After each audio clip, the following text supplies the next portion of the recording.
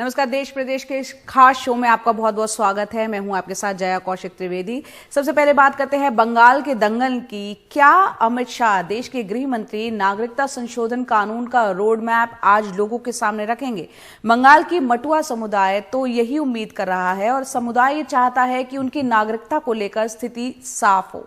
परंपरागत रूप से ये समुदाय बीजेपी समर्थक रहा है। गृह मंत्री अमित शाह आज उनके होम टाउन ठाकुर नगर में रैली करने जा रहे हैं।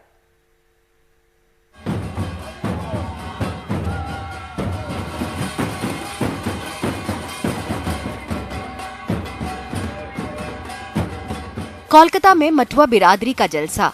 इनमें से ज्यादातर यहां से 70 किलोमीटर दूर ठाकुर नगर में होंगे, ये सुनने के लिए कि अमित शाह सीएए पर क्या बोलने वाले हैं। बीजेपी समर्थक मटुआ बिरादरी के सब्र का बांध अब टूट रहा है। हम चाहते हैं कि सीएए पर अमल हो, वोटिंग से पहले या बाद में, ये मेरे हाथ में नहीं है। इस पर अमल में वक्त लगेगा, लेकिन ये होगा, हमको पूरी उम्मीद है। समय लगे সেই সময়টা অবধি নিশ্চয়ই আমরা অপেক্ষা করব, তবে আমরা আশাবাদী। तो ভোটের রাজনীতি হচ্ছে, আমি যা বুঝতে পারছি, যেটা असम হয়েছে, যেটা পশ্চিমবঙ্গ। ये सब वोटों की राजनीति है। ये असम में हुआ, ये बंगाल में हो रहा है। मैंने सुना है कि अमित शाह ने सीए के बारे में क्या कहा है। উনি এসে কি বলবেন আমি জানি না। দেখি আমরা কাগজে দেখব কি বলেন। इजरायली दूतावास के बाहर ब्लास्ट के बाद जब 30 जनवरी को अमित शाह की रैली नहीं हुई तो ठाकुर नगर में प्रदर्शन हुए थे। बीजेपी के मटुआ सांसद के पास कोई जवाब नहीं था और उनके तृणमूल के विरोधी सवाल उठा रहे थे। ममता बनर्जी का कहना है कि सीएए की जरूरत नहीं है, सारे मटुआ भारतीय नागरिक हैं।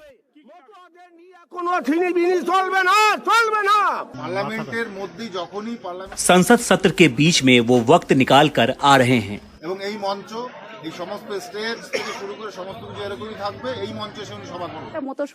ये मटुआ बिरादरी के साथ धोखा है। उन्होंने नागरिकता का वादा किया लेकिन नहीं दी। बंगाल में 27% आबादी अनुसूचित जाति और जनजाति की है। इनमें मटुआ बिरादरी का अच्छा खासा हिस्सा है। ये लोग बंगाल की 294 विधानसभा सीटों में से 70 सीटों के नतीजों पर असर डाल सकते हैं। बीजेपी इनके जरिए अल्पसंख्यक वोटों की कमी पूरा करना चाहती है, जो ममता बनर्जी के साथ है। परिमल बाला, जो पहले बैंक में काम करते थे, वो भी इस राय से इत्तेफाक रखते हैं। उनको मुस्लिम वोट नहीं मिलते तो बाकी के 70% वोटों में से उनको SC/ST वोटों की जरूरत है। मटुआ बिरादरी के समर्थन के बिना वो नहीं जीत सकते हैं।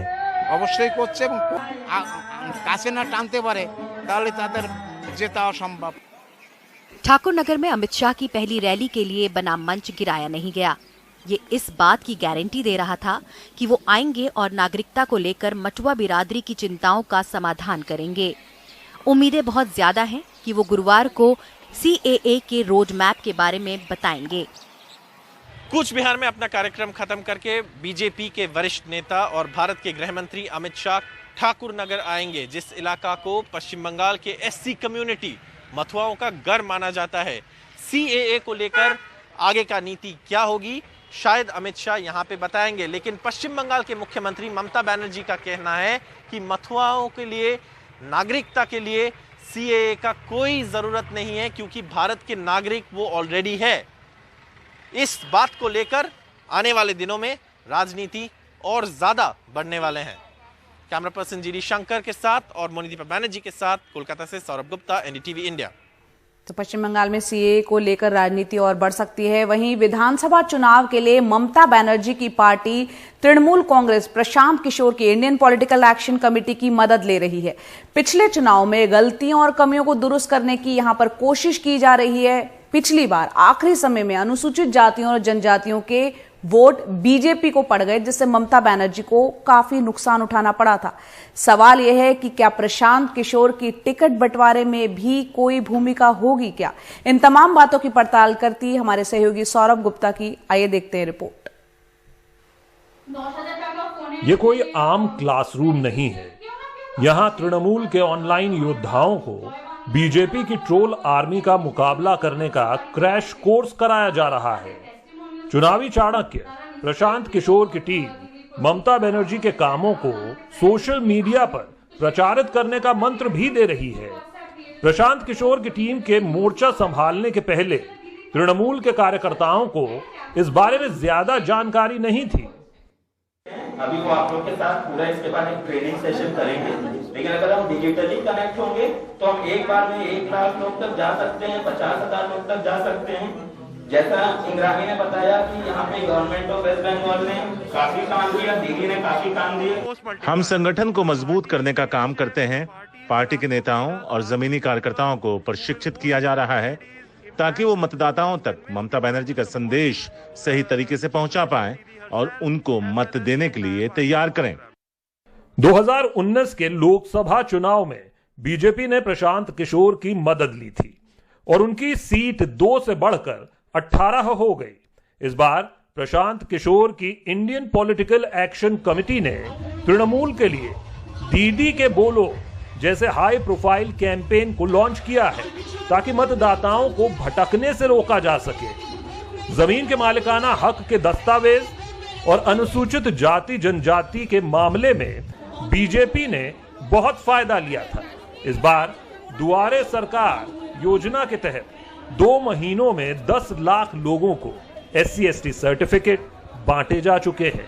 इस कार्यक्रम में पिछड़े वर्ग के लिए सरकार की योजनाओं को गिनाया जा रहा है।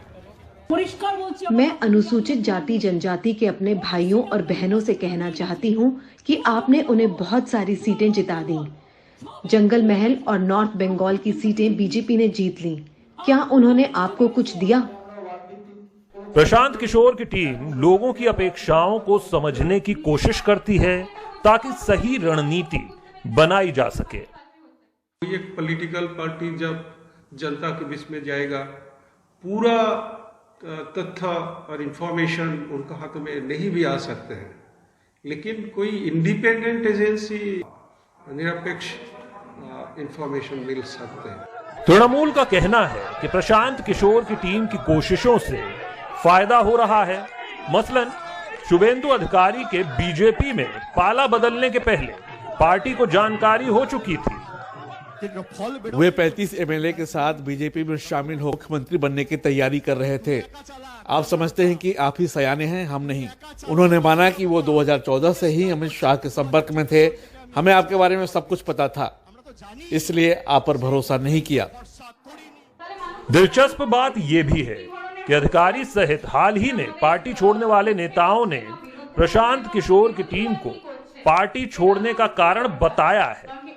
इंडियन पॉलिटिकल एक्शन कमेटी का कहना है कि वो सिर्फ तृणमूल कांग्रेस का वार्ता लोगों तक पहुंचने का काम कर रहे हैं, लेकिन इसके साथ साथ एक और महत्वपूर्ण काम वो कर रहे हैं।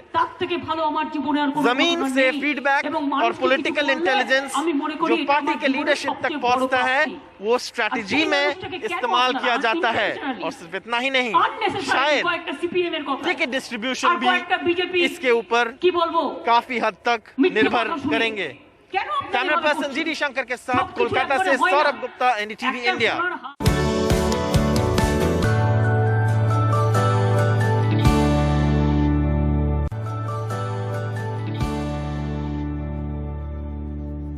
आज मौनी अमावस्या और माना जाता है, एक मान्यता है कि आज के दिन पवित्र नदियों में स्नान करने से काफी पुण्य मिलता है। हरिद्वार में कुंभ की तस्वीरें आप देख रहे हैं। इस मौके पर आज सुबह से ही बड़ी संख्या में श्रद्धालु गंगा नदी में डुबकी लगाने पहुंच रहे हैं। इस बार श्रद्धालु इस बात को लेकर थोड़े से निराश जरूर दिख रहे हैं कि इस बार गंगा का पानी काफी मटमैला दिख रहा है, जैसा बरसात के वक्त होता है, जबकि अमूमन इस वक्त वहां का पानी बिल्कुल साफ होता है। गंगा का पानी इस बार ऐसा क्यों है और कब से है, इस पर जानकारी दे रहे हैं हमारे सहयोगी शरद शर्मा। पहाड़ों पर जो हुआ उसका असर अब मैदानों में दिखाई देना शुरू हो रहा है। मैं हर की पौड़ी हरिद्वार में हूँ, कुंभ मेले में हूँ। मौनी अमावस्या का स्नान चल रहा है और जो मैं दिखाना चाहता हूँ वो ये है कि ये देखिए, ये आज के समय कुंभ मेले में मौनी अमावस्या के समय जब श्रद्धालु स्नान कर रहे हैं तो गंगा जी का जो पानी है उसका रंग मटेला दिखाई दे रहा है।